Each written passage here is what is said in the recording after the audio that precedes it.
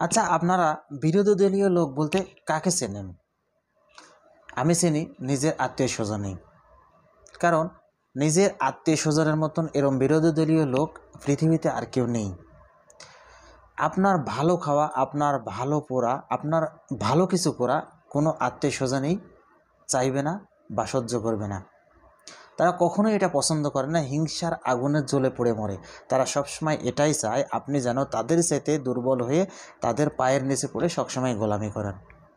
অবশ্য সব আত্মীয় স্বজন এক না, তবে বেশিরভাগ আত্মীয় স্বজনই এমনটাই চায়। তাই জীবনটা কিন্তু আপনার।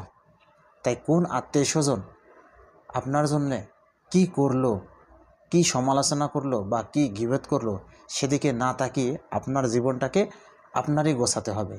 নয়তোবা তারা সবসময় আপনাকে দুর্বল বানিয়ে তাদের পায়ের নিচে রাখবে তাদের গোলামি করার জন্য। এটাই কিন্তু সবচাইতে বড় বাস্তবতা। কথাটা মিলিয়ে দেখেন। আমি কাউকে আঘাত করার জন্য বা কাউকে ছোট করার জন্য বলিনি, কিন্তু যেটা বাস্তব প্রমাণ সেটার দিক থেকে আমি এই কথাটা বললাম।